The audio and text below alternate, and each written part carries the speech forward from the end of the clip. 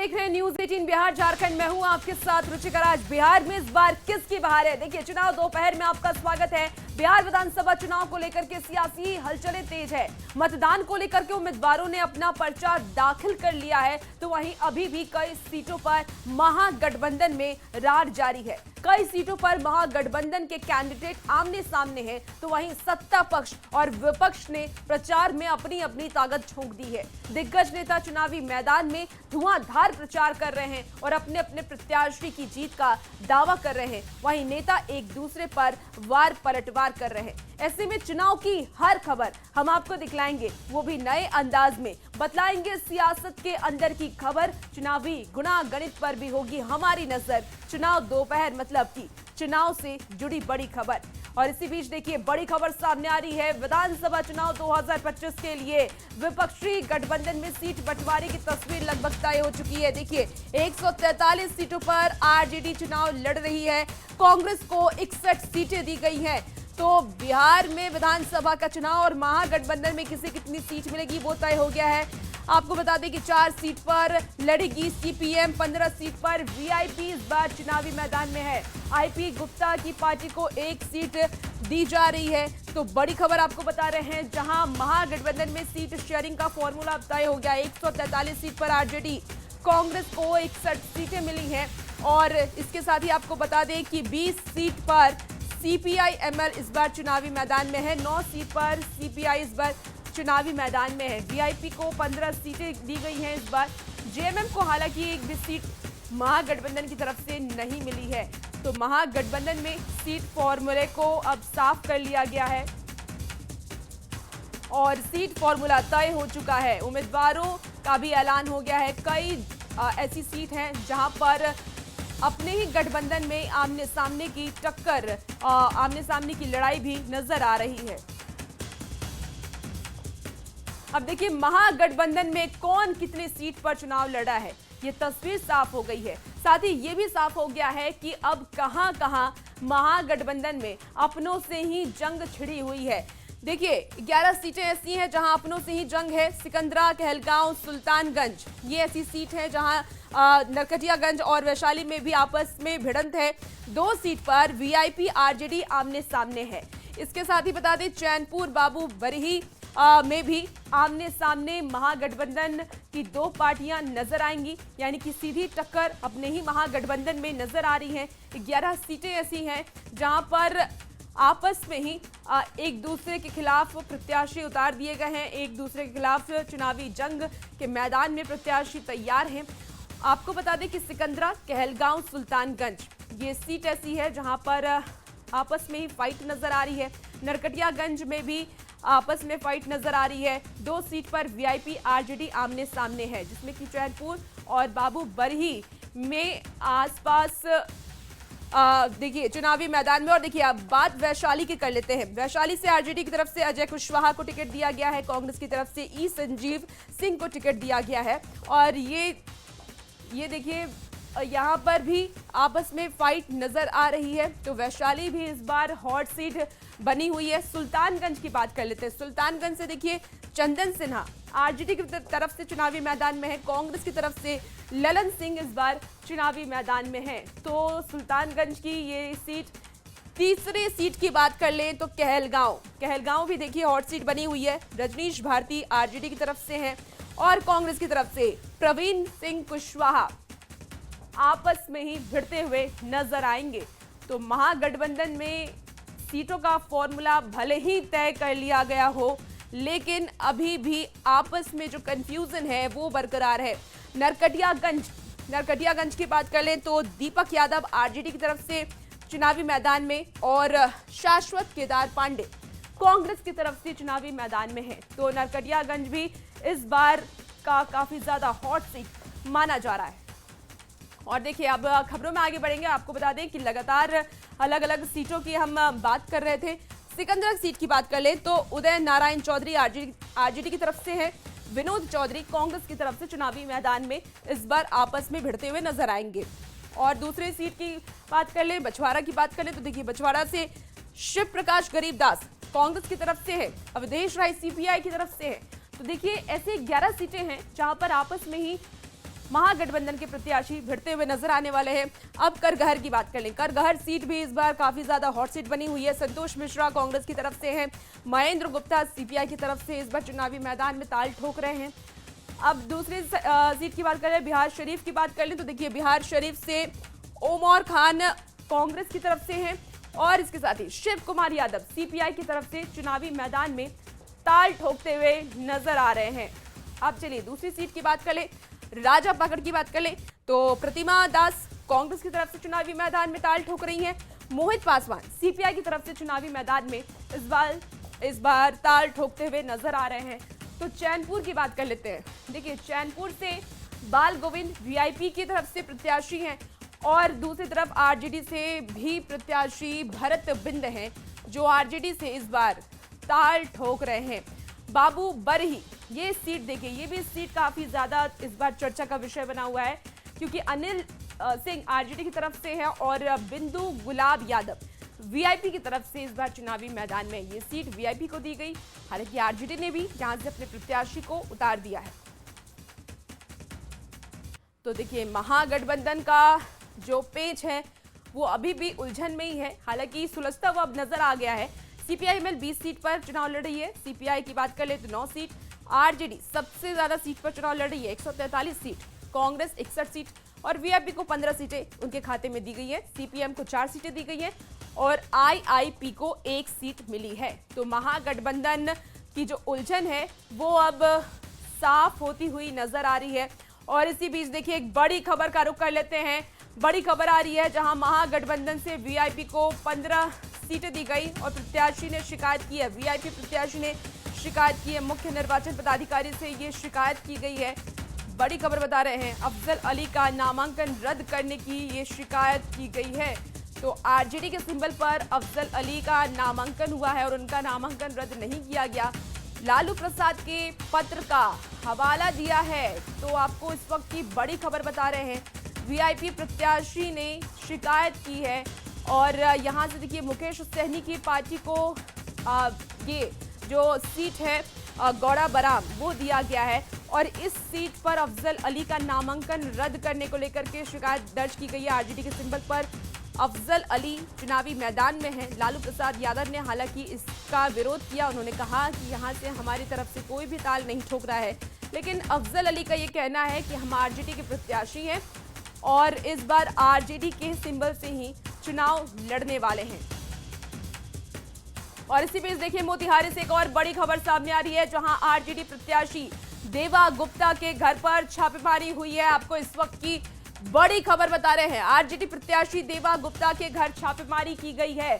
मोतिहारी से बड़ी खबर आ रही है, राजन हत्याकांड को लेकर के ये छापेमारी हुई है। बड़ी खबर बता रहे हैं, एक आरोपी को पुलिस ने गिरफ्तार भी किया है। तो इस वक्त की बड़ी खबर आपको बता रहे हैं, राजद प्रत्याशी देवा गुप्ता के घर पर छापेमारी हुई, राजन हत्याकांड को लेकर के ये छापेमारी की गई है। मोतिहारी से आपको ये बड़ी खबर बताएं जहां आरजेडी प्रत्याशी की बात कर ले तो राजन हत्याकांड को लेकर के छापेमारी की गई है। मोतिहारी से बड़ी खबर आ रही है, एक आरोपी को पुलिस ने गिरफ्तार किया है। और देखिए आरजेडी की लिस्ट का समीकरण अब आपको समझाते हैं। तेजस्वी यादव ने फिर से एमवाई पर अपना भरोसा जताया, 19 मुस्लिम उम्मीदवार को उतारा है, जबकि आपको बता दें यादव उम्मीदवारों की जो संख्या है वो 51 है। 14 सवर्ण उम्मीदवार पर उन्होंने दांव ठोका है, 11 कुशवाहा को मैदान में उतारा है। अति पिछड़ों और सवर्ण की भी संख्या इस बार बढ़ा दी गई है। कुशवाहा सवर्ण वोट बैंक को में सेंध लगाने की कोशिश इस बार आरजेडी की तरफ से की गई है, लेकिन एमवाई समीकरण जो लालू प्रसाद यादव के समय से चलता आ रहा है उस समीकरण को इस बार भी फॉलो करने की कोशिश तेजस्वी प्रसाद यादव की तरफ से भी की गई है। देखिए बिहार में मुख्यमंत्री नीतीश कुमार आज मुजफ्फरपुर के मीनापुर और कांटी में 2 विधानसभा में जनसभा को संबोधित करने वाले हैं। और सबसे पहले मीनापुर में जेडीयू प्रत्याशी अजय कुशवाहा और कांटी में अजीत कुमार के लिए वोट मांगेंगे, जिसको लेकर के तैयारियां तेज कर दी गई हैं। सीएम के आगमन को लेकर के क्या है तैयारी, इस रिपोर्ट के जरिए आपको दिखाते हैं।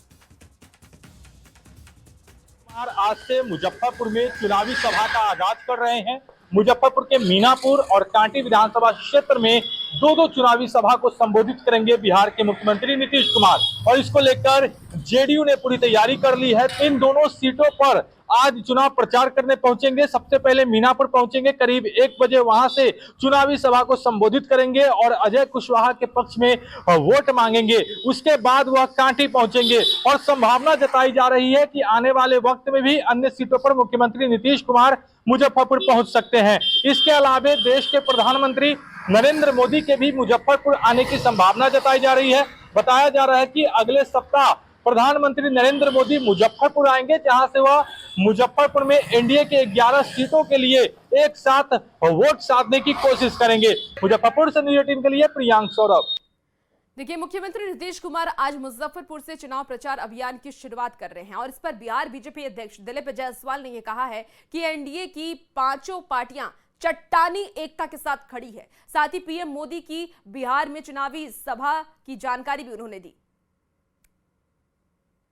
एनडीए बहुत ही व्यवस्थित तरीके से पारदर्शिता के साथ 5 पांडव 5 पार्टी चट्टानी एकता के साथ अपने चुनाव का प्रचार का आगाज कर रही है।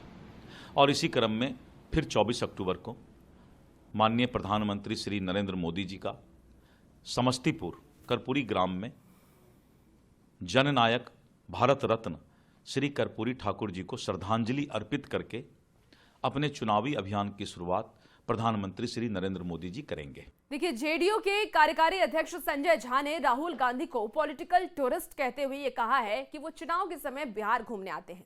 साथ ही ये भी कहा कि जो अपनी पार्टी को नहीं संभाल सकते वो बिहार को क्या संभालेंगे। संजय झा ने एक बार फिर से बिहार में एनडीए की जीत का दावा किया है और क्या कुछ कह रहे हैं संजय झा, आपको भी सुनवा दें।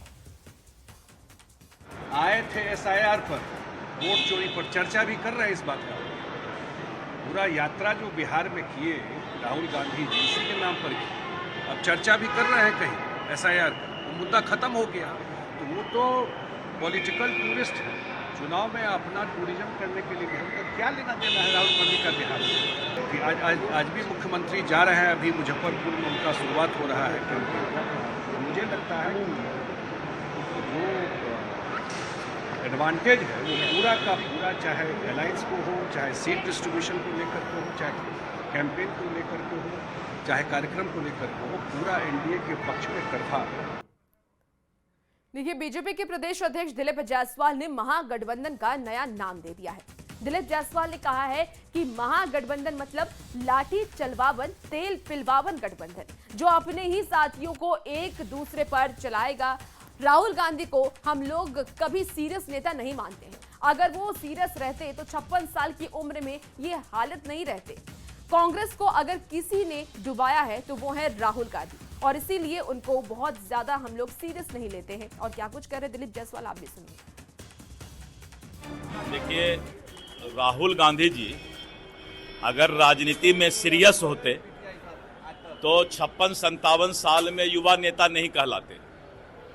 आज तक अगर कांग्रेस को डुबाने का कोई काम किया है, कांग्रेस का नैया डूबा है, तो वो राहुल गांधी जी के कारण डूबा है। लेकिन महागठबंधन आज के दिन में लठ बंधन बन चुका है। तेल पिलावन लाठी चलावन, तो महागठबंधन अब वही तेल पिला के लाठी चलाएगा और एक दूसरे को जो है नीचा दिखाने में रहेगा।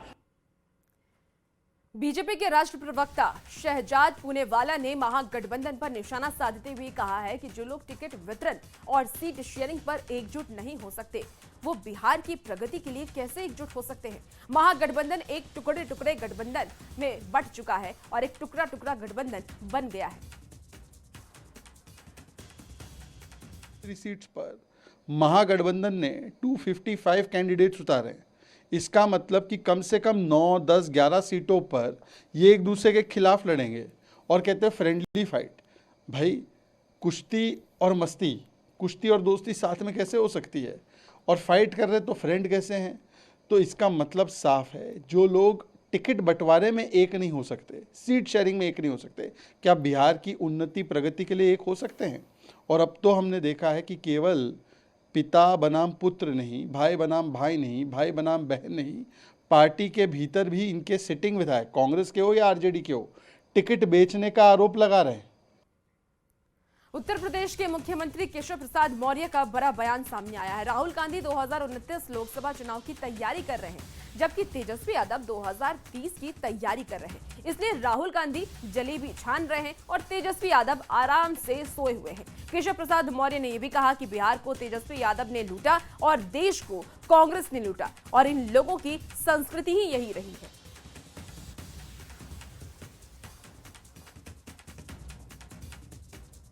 2030 की तैयारी कर रहे हैं। 2025 तो बिहार की जनता ने एनडीए के नाम कर दिया है और लगातार जनता का समर्थन बढ़ रहा है और हम लोग को पूरा विश्वास है बहुत रिकॉर्ड विजय बिहार के इतिहास में एनडीए की सबसे बड़ी विजय। बिहार में एनडीए के मुख्यमंत्री चेहरे को लेकर के उपेंद्र कुशवाहा ने पहली बार बड़ा बयान दिया है। उन्होंने साफ तौर पर यह कहा है कि नीतीश कुमार के नेतृत्व में चुनाव हो रहा है और वही एनडीए का सीएम फेस है। के लीडरशिप में बिहार में चुनाव हो रहा है, उनके लीडरशिप में हम लोग चुनाव जीतेंगे और उनके ही लीडरशिप में फिर सरकार का शपथ ग्रहण होगा। बिहार का चुनाव इस बार कई मायने में खास होने वाला है। इस बार के चुनाव में राजनीतिक दलों ने कई कलाकारों को दांव पर लगाया है जो पहली बार सियासत के मैदान में उतरे हैं, जिसमें कि मैथिली ठाकुर से लेकर के खेसारी लाल यादव, रितेश पांडे तक के नाम शामिल हैं। और चुनाव में इन राजनीतिक दलों की नैया पार लगाने के लिए भोजपुरी फिल्मों के कई स्टार भी चुनावी मैदान में जोर लगाने को तैयार हैं।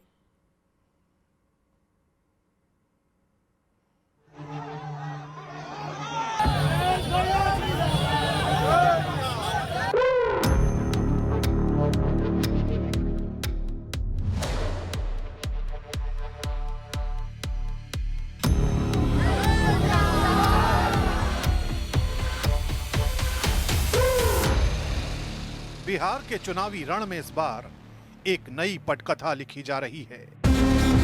फिल्मी पर्दे पर तालियां बटोरने वाले अब वोटों की जंग में ताल ठोकने को तैयार हैं। भोजपुरी सिनेमा के सबसे बड़े नाम पवन सिंह, खेसारी लाल यादव, मैथिली ठाकुर और रितेश पांडे अब जनता से सीधा संवाद कर रहे हैं।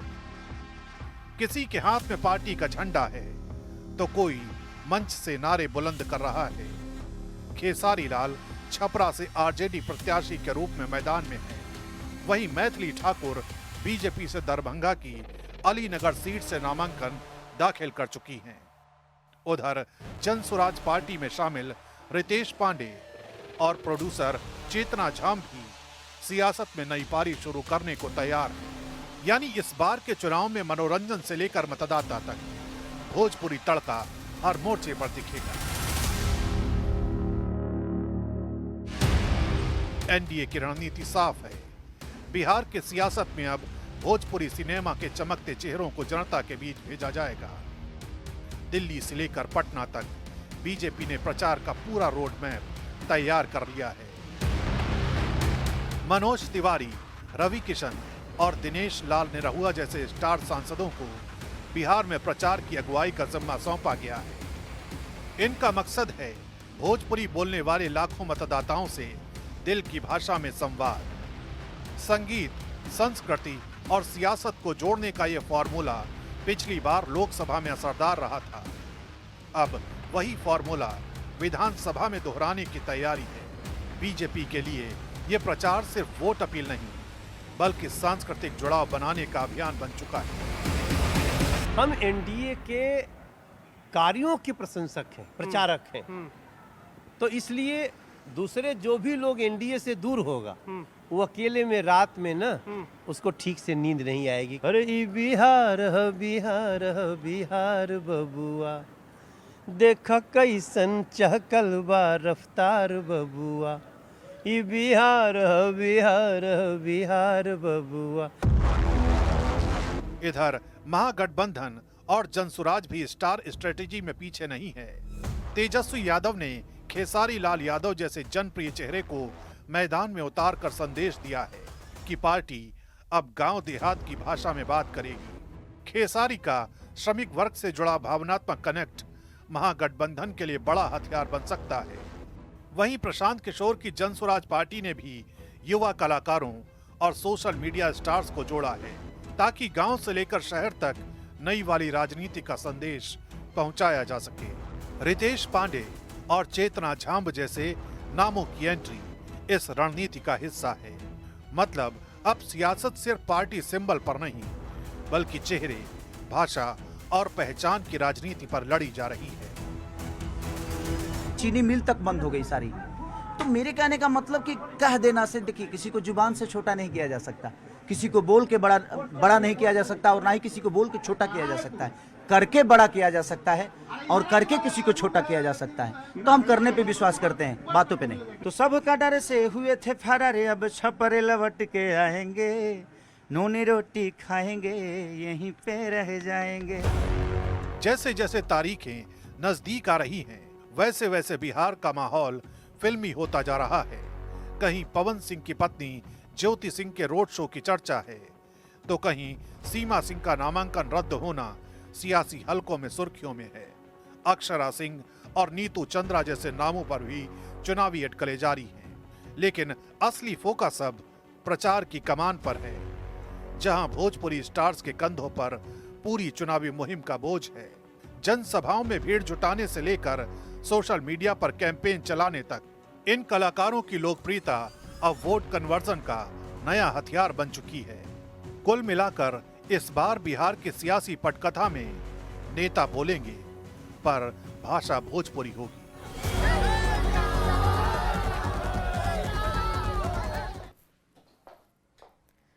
मोतिहारी विधानसभा सीट पर इस बार मुकाबला दिलचस्प हो गया है। दरअसल पति पत्नी ही एक दूसरे के खिलाफ चुनावी मैदान में ताल ठोक रहे हैं। मोतिहारी नगर निगम की मेयर प्रीति गुप्ता और उनके पति देवा गुप्ता दोनों ने अपना अपना नामांकन दाखिल कर लिया।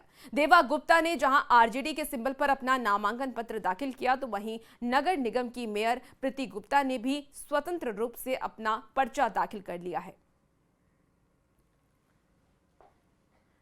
और दूसरे चरण के लिए नामांकन का आखिरी दिन सोमवार था। नवादा सीट से आरजेडी प्रत्याशी कौशल यादव और गोविंदपुर सीट से पूर्णिमा यादव ने नामांकन दाखिल किया। दोनों पति पत्नी हैं। आरजेडी ने पुराने चेहरे कौशल पर भरोसा जताया है। गोविंदपुर से विधायक मोहम्मद कामरान का टिकट काट करके पूर्णिमा यादव को मैदान में उतारा गया।